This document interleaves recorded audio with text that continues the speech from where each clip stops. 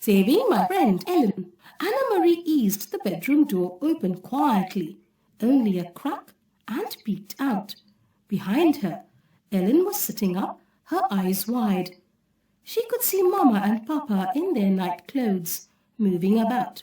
Mama held a lighted candle, but as Anna-Marie watched, she went to a lamp and switched it on. It was so long a time since they had dared to use the strictly rationed electricity after dark that the light in the room seemed startling to Anna-Marie, watching through the slightly opened bedroom door. She saw her mother look automatically to the blackout curtains, making certain that they were tightly drawn. Papa opened the front door to the soldiers. "This is the Johansson apartment?" A deep voice asked the question loudly in the terribly accented Danish. "Our name is on the door, and I see you have a flashlight." Papa answered. "What do you want? Is something wrong? I understand you are a friend of your neighbors, the Rosens, Mrs. Johansson." The soldier said angrily, "Sophie Rosen is my friend, that is true." Mama said quietly, "Please, could you speak more softly? My children are asleep." "Then you will be so kind as to tell me where the Rosens are." He made no effort to lower his voice. "I assume they are at home, sleeping. It is 4 in the morning after all," Mama said. Anna-Marie heard the soldier stalk across the living room towards the kitchen. From her hiding place in the narrow sliver of open doorway, she could see the heavy uniformed man, a holstered pistol at his waist, at the entrance to the kitchen, peering in towards the sink.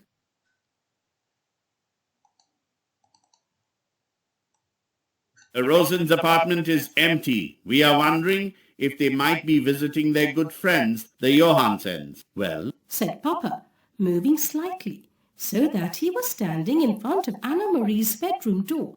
She could see nothing except the dark blur of his back.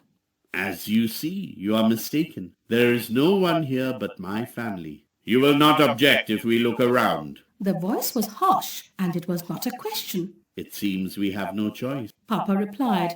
"Please don't wake my children." Mama requested again. "There is no need to frighten the little ones." The heavy-booted feet moved across the floor again and into the other bedroom. A closet door opened and closed with a bang. Anna-Marie closed her bedroom door silently. She stumbled through the darkness to the bed. "Ellen," she whispered urgently, "take your necklace off." Ellen's necklace had a locket that was shaped like a star with 6 points. Ellen's hands flew to her neck. Desperately, she began to unhook the tiny clasp. Outside the bedroom door, the harsh voices and heavy footsteps continued. "I can't get it open," Ellen said frantically.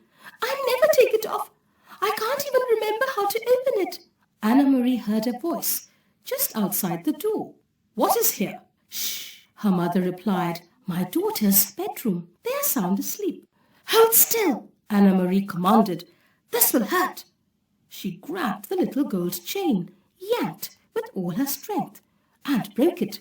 As the door opened and light flooded into the bedroom, she crumpled it into her hand and closed her fingers tightly. Terrified, both girls looked up at the 3 Nazi officers who entered the room. One of the men aimed a flashlight around the room. He went to the closet and looked inside. Then, with a sweep of his gloved hand, he pushed to the floor several coats and a bathrobe that hung from pegs on the wall. There was nothing else in the room except a chest of drawers, the blue decorated trunk in the corner, and a heap of Kirsty's dolls piled in a small rocking chair. The flashlight beam touched each thing in turn. Angrily, the officer turned towards the bed.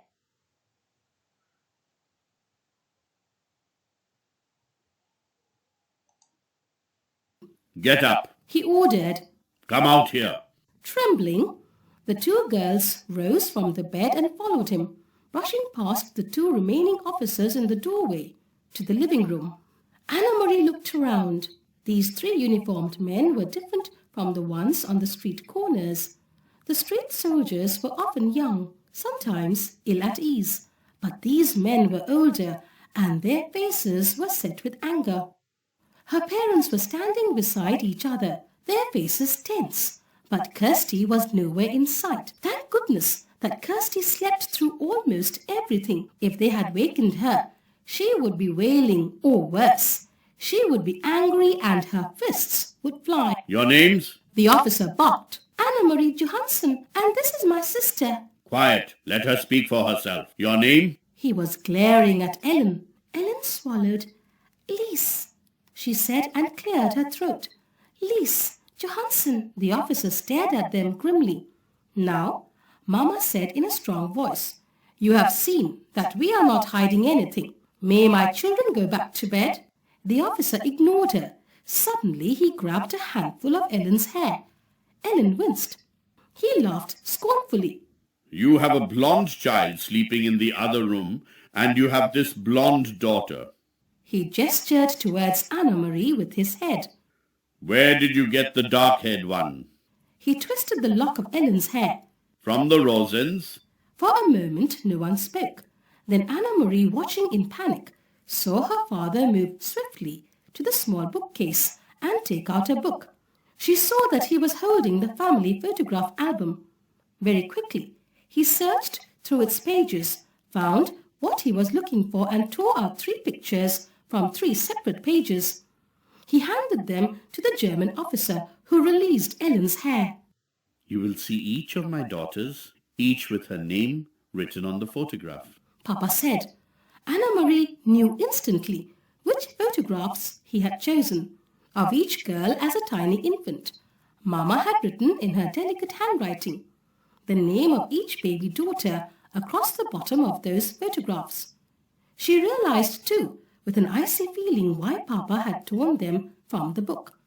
At the bottom of each page, below the photograph itself, was written the date, and the real Lise Johansson had been born 21 years earlier. Anne-Marie. He read, next glanced at her and dropped the second photograph. Lise Margaret. He read finally and stared at Ellen for a long, unwavering moment.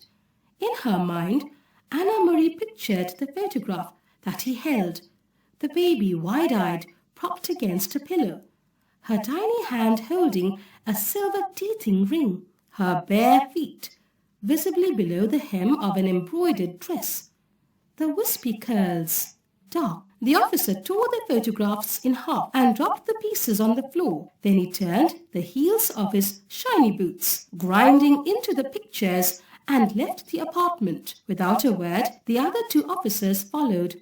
Papa stepped forward and closed the door behind him. Mama reached over quickly and took Ellen's hand. You have beautiful hair, Ellen, just like your mama's, she said.